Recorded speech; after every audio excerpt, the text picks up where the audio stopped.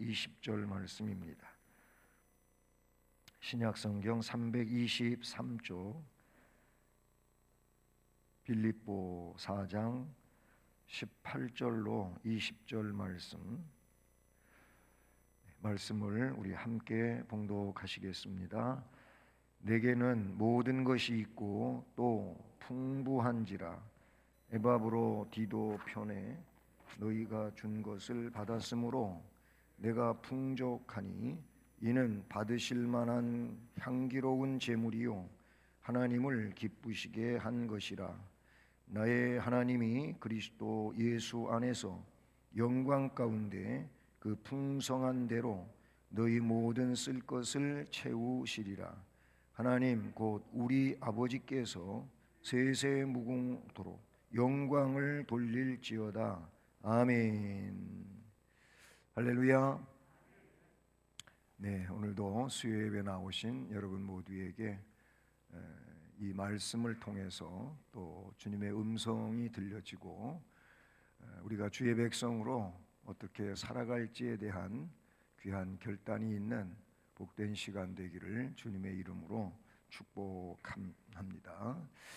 예, 오늘 말씀에 보면은 향기로운 제물이라는 말씀도 나오고 또 하나님을 기쁘시게 한 것이라는 말씀이 18절 말씀에 나오고 있습니다.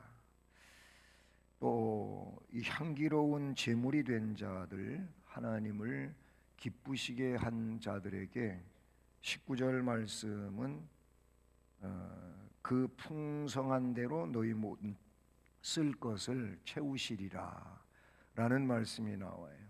이 풍성하신 하나님께서 쓸 것을 채워주시는 자, 그들은 앞에 향기로운 예물을 드린 자들이고 또 동시에 하나님을 기쁘시게 한 자들이라 라는 말씀을 오늘 말씀에서 바울 사도는 또 깨우쳐 주시는 그런 은혜의 말씀을 우리가 보게 되는 것이죠. 우선 우리가 그 앞에 말씀에도 나오지만 18절 앞부분의 내용을 보면은 내게는 모든 것이 있고 또 풍족하다. 에바브로 디도 편에 너희가 준 것을 받았으므로 내가 풍족하다라는 그 족함에 대한 말씀을 이야기하고 있죠. 이미 그 앞서서 그 12절의 말씀을 보면은 비천에 처할 줄도 알고 풍부에 처할 줄도 알아서 모든 일 곧 배부름 배고픔 풍부 궁핍 이런 데 처할 줄 아는 일체의 비결을 배웠다라는 말씀을 우리가 이미 몇 시간 전에 몇 번 전에 공부했던 그런 내용입니다. 그러니까 바울은 꼭 물질이 많아서 풍성해야만 풍족하다 이렇게 말하는 논리도 아니에요. 비록 물질이 부족하다 할지라도 그 자체가 자기에게는 어려움이 되지 않는 그런 상황에 대하여 말씀했기 때문에 그건 여기에서 많이 있어서 풍족하다 그런 의미만은 아니다 하는 점을 우리가 생각해 보는 것입니다. 자, 오늘 말씀 제목은 하나님을 기쁘시게 하라라고 말씀 제목을 정했어요. 하나님, 바로 우리가 섬기는 분이 하나님이죠. 하나님을 기쁘시게.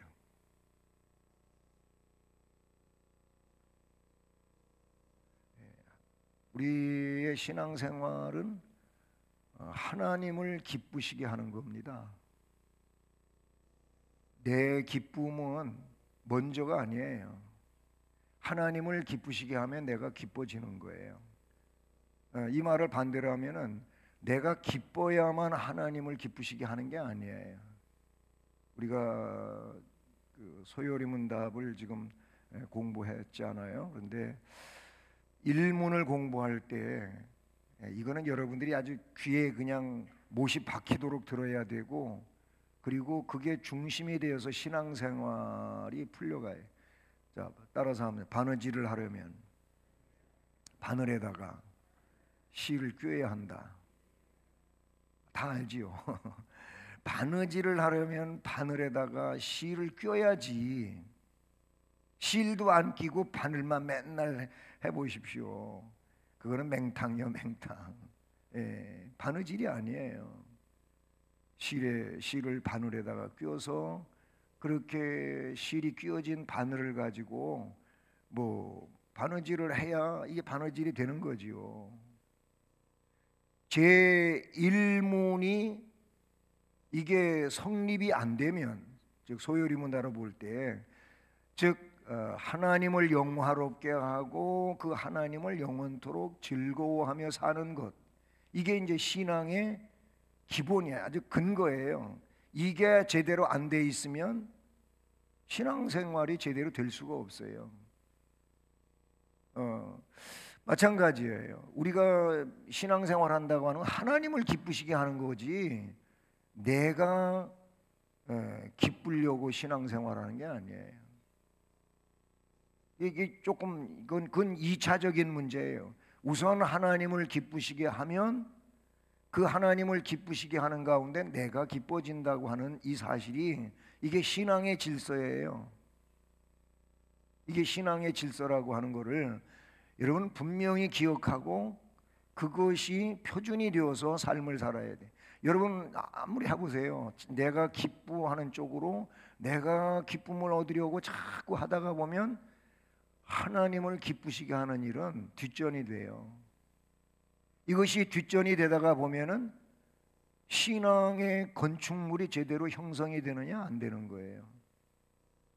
믿음의 집을 지어야 되는데 하나님을 기쁘시게 하는 이 상황에서 믿음의 집을 지어갈 때 그게 제대로 된 믿음의 집을 짓는 거지, 그렇지 않으면 나의 집을 짓는 것이고, 나의 집을 짓는 것은 환란이 올 때 무너져 버리고 말아요.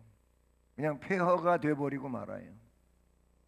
그게 영적인 원리다라는 겁니다. 오늘 제목이 말씀에 있는 그대로 하나님을 기쁘시게 하는 건데, 지금 바울 사도는 앞에 말씀에서부터 쭉 이렇게 진행이 되면서 그 빌립보 교회와 그 성도들, 그들로부터 도움받은 이 일들이 있거든요.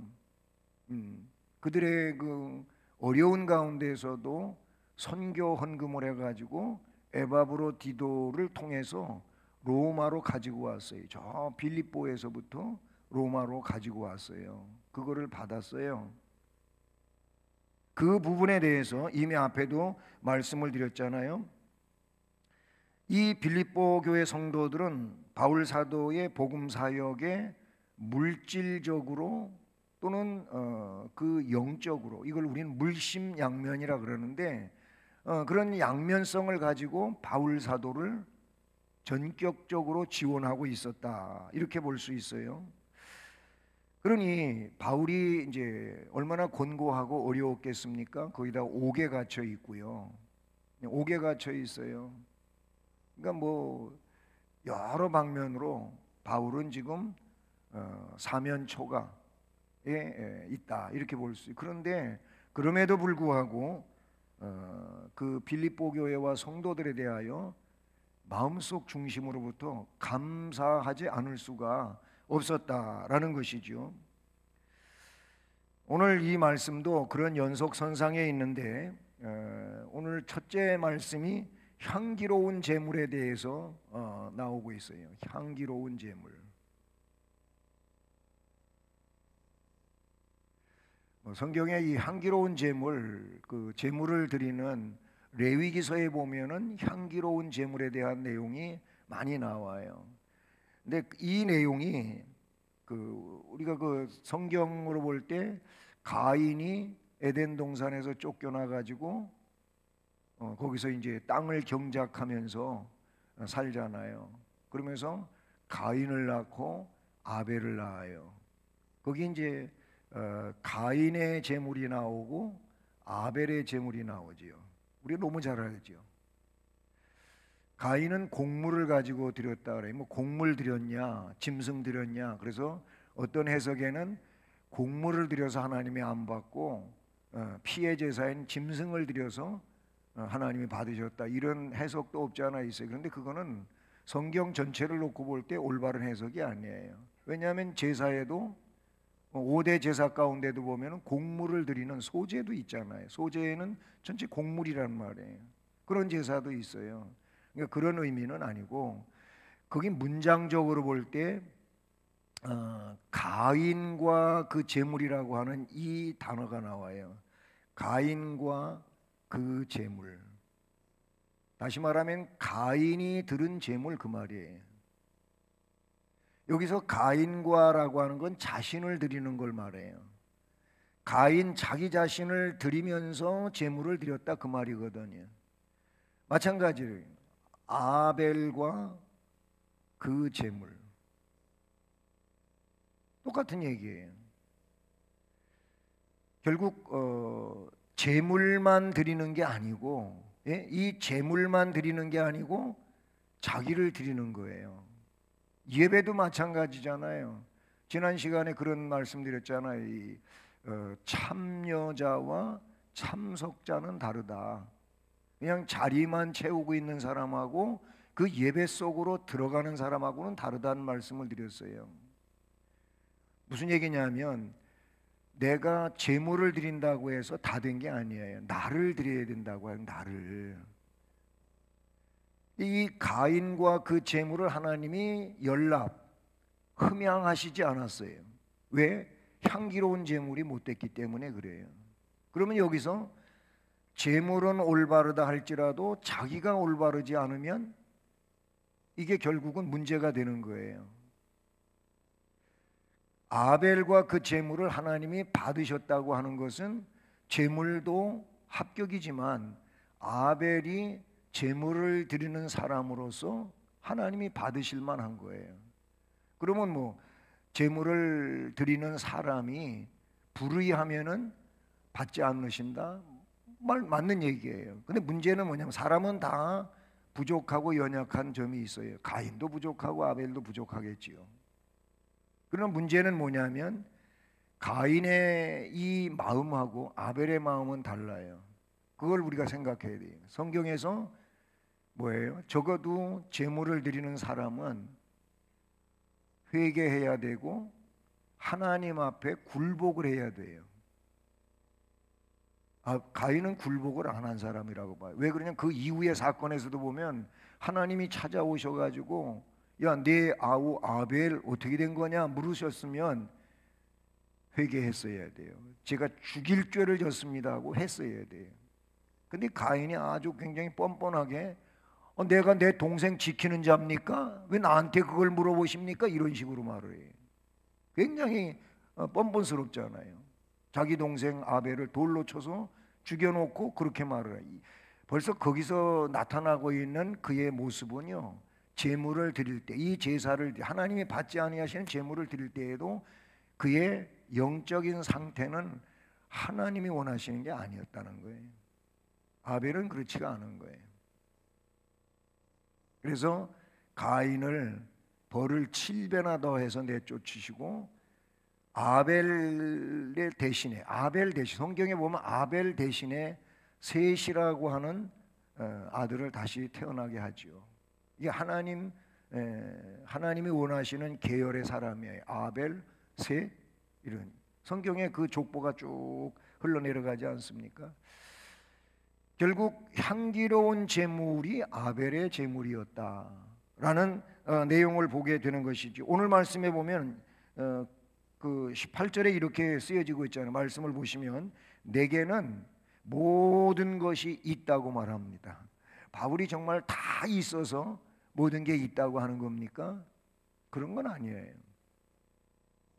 그러나 모든 것의 주인이신 하나님이 자기의 아버지가 되시고 그 하나님을 자기는 경외하는 그런 사람이라는 거예요. 하나님 안에는 모든 것이 있잖아요.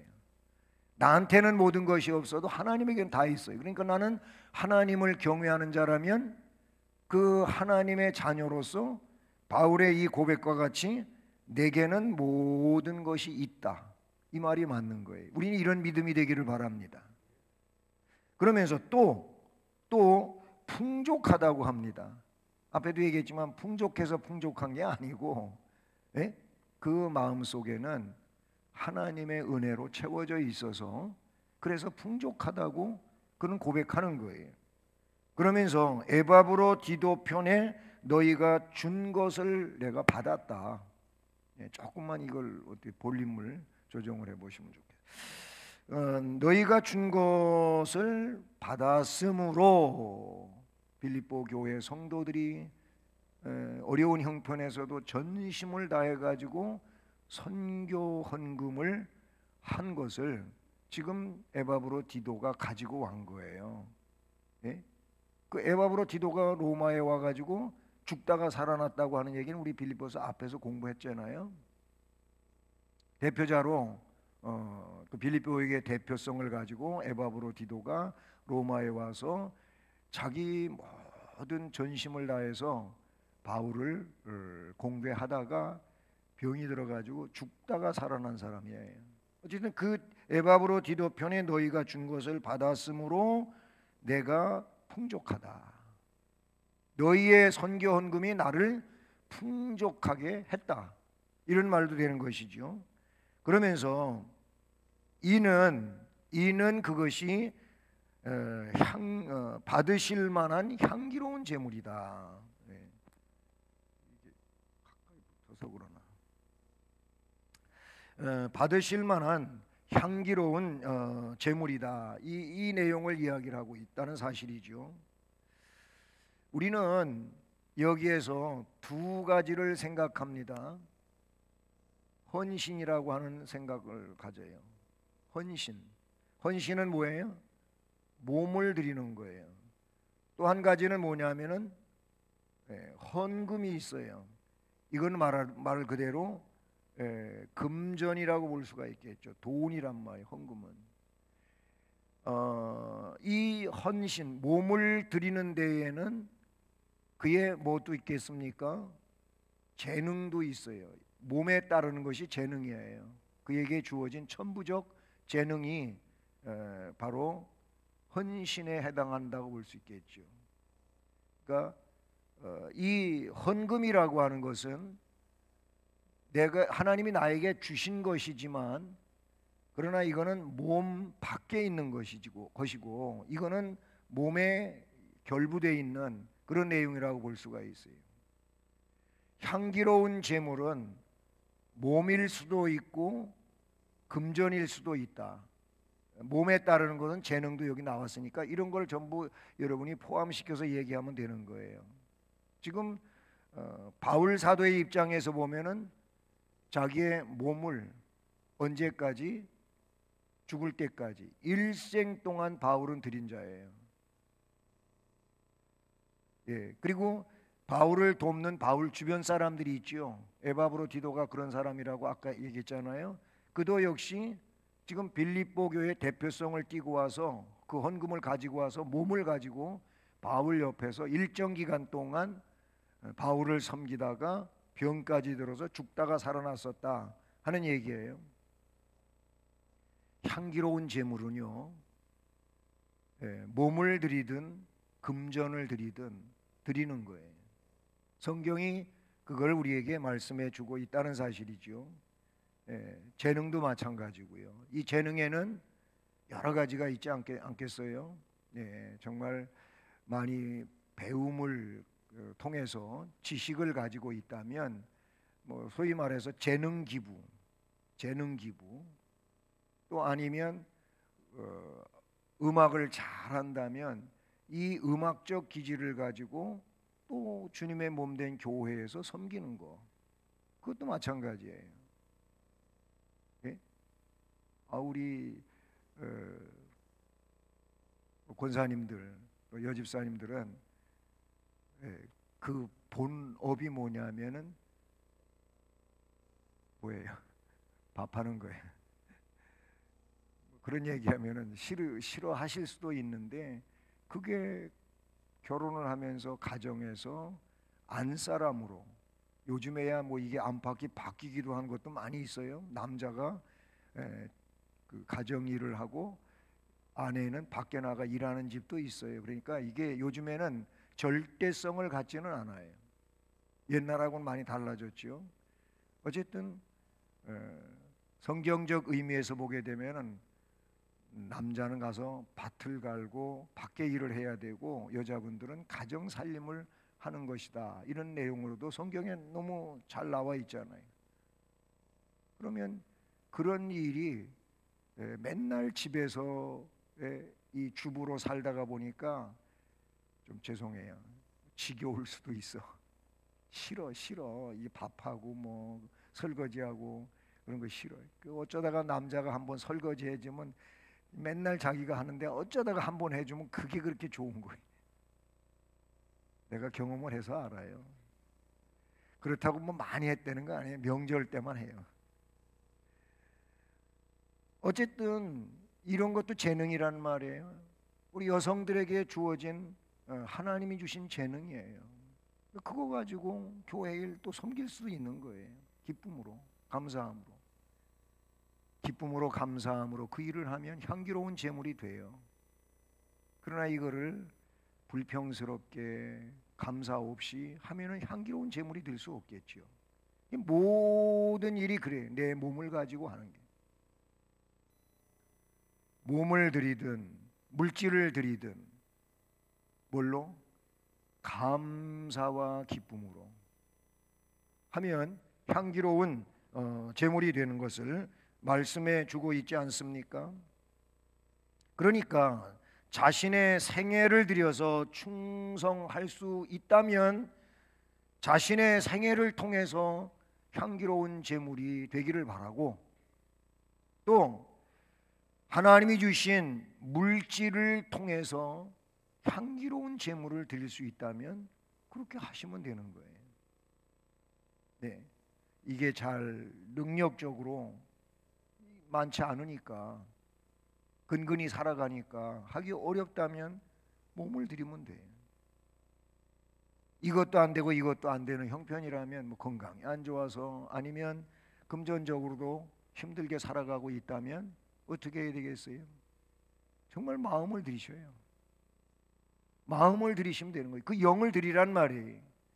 이것도 안 되고 그것도 안 돼, 다 힘 빠져갖고 영도 마음도 못 드리는 그런 상황이 되면 안 되겠죠. 마음은 드릴 수 있잖아요. 그렇잖아요. 네. 그것을 하나님이 받으실 만한 향기로운 제물 그랬는데, 이 향기로운 제물이라고 하는 것은 이미 가인과 아벨도 나오지만 창세기 8장이에요. 21절 8장 21절 말씀에 보면 여기 이제 홍수 심판이 다 끝나요. 예? 그렇게 끝나고 이 노아가 제물을 하나님 앞에 드리죠. 근데 그 노아가 드리는 제물의 향기를 하나님이 받으셨다라는 말씀이 창세기 8장 21절에 나와요. 예? 여기 누구냐? 노아가 드린 제물, 노아의 제물을 말하는 거예요. 바로 이 제물의 향기를 받으셨다. 그것이 뭐예요? 향기로운 제물이라는 말이에요. 네, 그런 내용이 나와요. 앞에 이미 17절에서 내가 선물을 구함이 아니고 오직 너희에게 유익하도록 과실이 번성하기를 구함이라. 너희에게 더 달라고 내가 지금 말하는 것이 아니고, 너희가 나에게 그토록 최선을 다한 그 헌금을 내가 받으면서 이제 너희를 위하여 구하는데 너희에게 유익하도록 그 과실이 많아지기를 원한다. 너희들이 헌금한 것 때문에, 이 선교 헌금 때문에 나는 너희에게 살아가는 데 있어서 풍성하게 되기를 원한다. 그것이 17절 앞에 4장 17절 말씀에 나왔던 내용이죠. 근데 그 말씀에 지금 빌립보 4장 17절 말씀을 이야기하는 거, 지난 시간에 공부했던 거기 말씀에 보면 오직 너희에게 유익하도록 그랬어요. 여기 유익하도록. 이 유익하도록이라고 하는 이 말에서 유익하다고 하는 뜻은 그 원어적인 의미는 상거래적 의미를 가지고 있어요. 예? 물건을 내가 살 때 누가 팔잖아요. 팔고 사고 하는 그 유익하도록 이 내용이 상거래적 의미를 가지고 있어서 이게 곧 뭐냐면은 투자의 개념을 갖고 있다는 거예요. 투자의 개념. 왜 물건을 사는 겁니까? 내게 필요하니까 사는 거지요. 필요한 물건을 가게에 진열해 놓고 있는데 그 필요한 물건을 각각 다를 수 있는 거예요. 예를 들어서 뭐 과일 가게에 갔는데 우리 집 식구들은 배보다는 사과를 좋아하니까 사과를 더 많이 살 수 있는 거고, 아니면 감을 살 수 있는 것이고 그렇잖아요. 어떤 집은 감을 절대로 먹지 않는데 감을 안 먹는 이유가 육체적인 어떤 문제가 있어서 그런데 그 집 식구는 감을 안 먹는데 그런 집도 있어요. 그러니까 필요한 거를 내가 사잖아요. 채소 가게 가서도 지금 내가 뭘 오늘 요리할 것인지 그 요리에 필요한 것을 사지, 오늘 요리하는데 필요치 않은 거를 사오지는 않잖아요. 필요하기에 투자를 하는 거예요. 근데 그 투자된 것이 결국은 나한테 유익하게 되는 것이, 유익을 가져오는 것이죠. 바로 이 유익하도록이라고 하는 말이 그런 투자적 개념을 가지고 있다, 그런 얘기죠. 그럼 우리가 영적으로 마찬가지예요. 너희가 나한테 보낸 것은 영적 의미에서 볼 때 하나님에게 투자한 것과 같은 것이고, 하나님께 투자했기 때문에 투자를 받은 하나님은 결국 투자한 너희들에게 번성한 과실을 주실 것이다. 이 말을 그 4장 17절 말씀에서 바울 사도가 하고 있다는 사실이죠. 향기로운 제물이 나와요. 18절 지금 내용인데 동시에 두 번째 내용도 18절 말미에 나오는 내용으로서 뭐예요? 하나님을 오늘 제목과 같이 기쁘시게 하는 일이에요. 하나님을 기쁘시게 하는 일. 그 앞에 말 내게는 모든 것이 있고 풍족하다고 했고요. 에바브로디도편에 너희가 준 것을 내가 지금 이제 받았고 그래서 나는 이제 풍족하다. 이것은 하나님이 받으실 만한 향기로운 제물일 뿐만 아니라 뭐라고요? 하나님을 기쁘시게 하는 일이다. 뭐가? 헌신, 헌금이 그렇다는 거지. 하나님을 기쁘시게 하려면 헌신을 하시든지 헌물을 하시면 되는 거예요. 그것도 안 되면 뭐라 그랬어요? 마음을 드리세요. 저게 안 되는 상황, 물론 저게 되는 상황도 마음을 드리는 거지, 마음을 담아 드려야 되는 거지요. 그게 아벨의 제물이라고 말씀드렸잖아요. 근데 실제적으로 삶을 살아가는 데 있어서 어려운 상황에 있는 분들이 이게 잘 될 수가 없잖아요. 그러면 마음은 빼놓지 말라요. 마음이라도 드려라. 할 수 있는데 마음만 드리는 건 안 되고 그렇잖아요. 최대한 아니면 전심으로 하되 마음을 담아 드려라. 그렇게 하는 것이 하나님을 기쁘시게 하는 일이다라는 거예요. 빌립보 성도들이 바울 사도에게 보낸 선물, 선교 헌금이지요. 하나님께 드려진 것이라고 하는 말씀이란 말입니다. 하나님의 종, 지금 빌립보 교회와 성도들이 결국 그거를 누구에게 보낸 거냐면은 하나님께 드려진 것이죠. 하나님께 드려진 것이지만 쓰여질 때에는 하나님의 종이 쓰는 거예요. 지금 그게 누구예요? 바울 사도란 말입니다.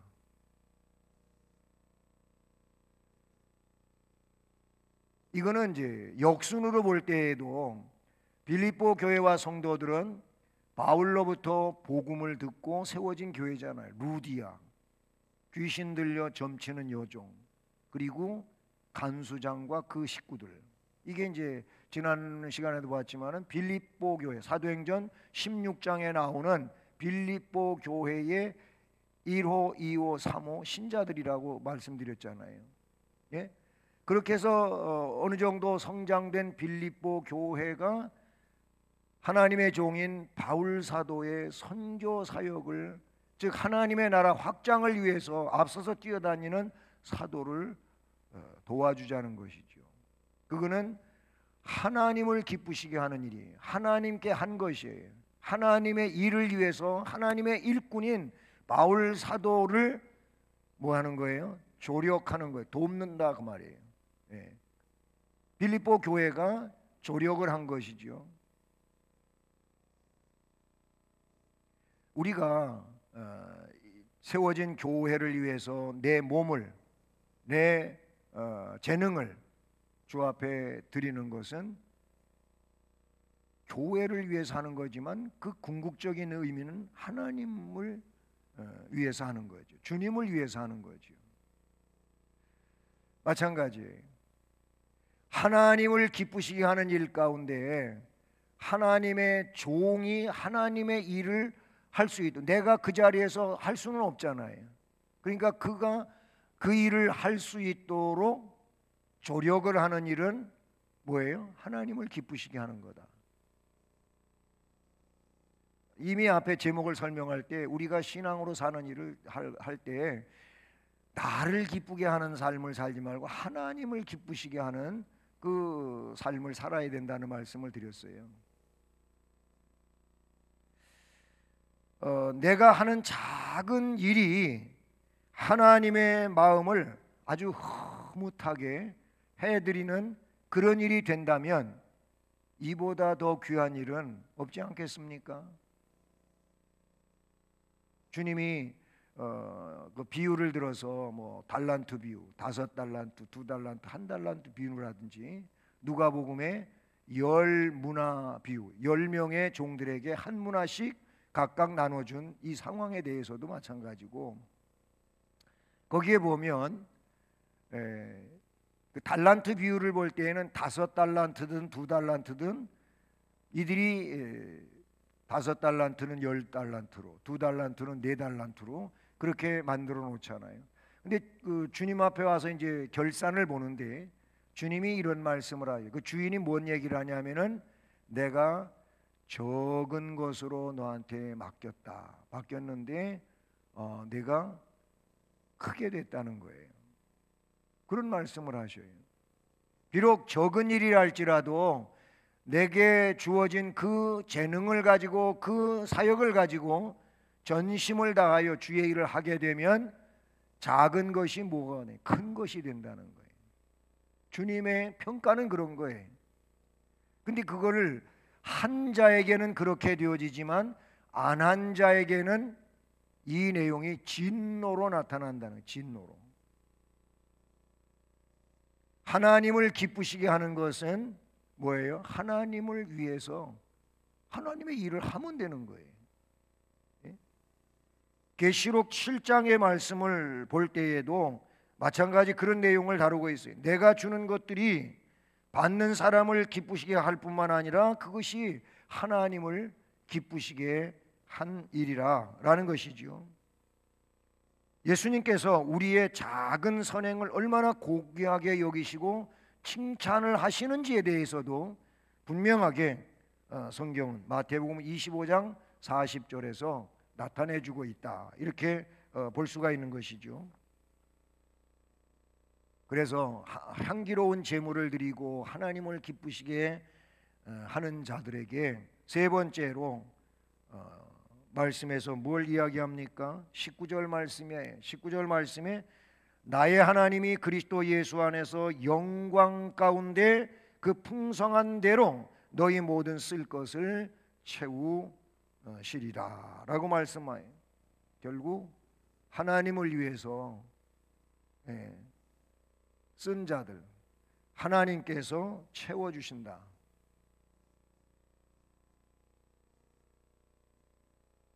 이 말씀 19절에서 나타내주고 있어요. 하나님을 위하여 헌신했잖아요. 하나님을 위하여 헌금했잖아요.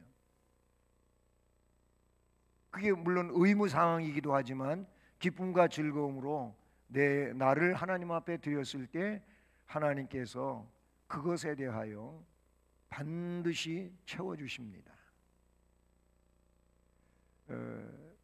그 마태복음에도 그러하지만은 마가복음에도 그러고 말씀해 보면 베드로가 물어봐요. 우린 주를 위하여 모든 것을 버리고 쫓았는데 어떻게 되는 건가라고 할 때 주님께서 하신 말씀이 나를 위하여 뭐 부모, 형제 아니면 직업 이런 모든 것들을 버린 자는 현세에 있어서 거기에 100배나 받고 내세 영생을 얻지 못할 자가 없다. 예? 현세 사는 동안을 말하는 거죠. 현세에 그 주를 위하여 내려놓은 것들을 100배나 받을 것이고 내세에는 영생을 얻지 못할 자가 없다. 이런 말씀을 저는 이걸 믿습니다. 네, 이 말씀을 믿습니다. 하나님께서 채워주셔요. 안 채워지던데요. 그러실랍니까? 지난번에도 그런 좀 간증적인 얘기를 했는데 현세 내가 사는 동안에도 채워지고 하겠지만은 나에게 주어지지 않으면 내 자녀에게도 주어져요. 네? 내 자녀에게도 주어져요. 그것은 다윗의 그 내용으로도 분명하게 나타나고 있는 게 다윗이 받지 못한 것을 누가 받냐면 솔로몬이 받아요. 그런 내용을 우리가 볼 수 있지 않습니까? 바울 사도는 빌립보 성도들의 이 선물에 대해서 하나님의 넘치는 풍성함이 있을 것이라고 확신하면서 말씀하고 있는 것을 우리가 볼 수 있다는 사실이죠. 그러니까 우리의 삶의 궁극적 공급자는 하나님이심을 명심하고 하나님의 일을 위해서, 하나님의 일이 뭐예요? 하나님 나라의 확장이에요. 이 일을 위해서 하나님의 일을 하는 사역자라든지 아니면 그 사역을 위해서 내가 직접 뛰어들어도 좋고, 그렇게 못하면은 앞에 얘기한 것처럼 조력을 하라고. 힘을 보태라는 말이에요. 힘을 보태는 것이 이것이 결국은 하나님께서 채워주시는 일로 간다라는 것이지요. 바울 사도행전 20장 35절 말씀에 보면은 거긴 이런 말씀이 나와요. 주는 것이, 따라서 합니다. 주는 것이 받는 것보다 복이 있다. 네, 주는 것이 받는 것보다 복이 있다.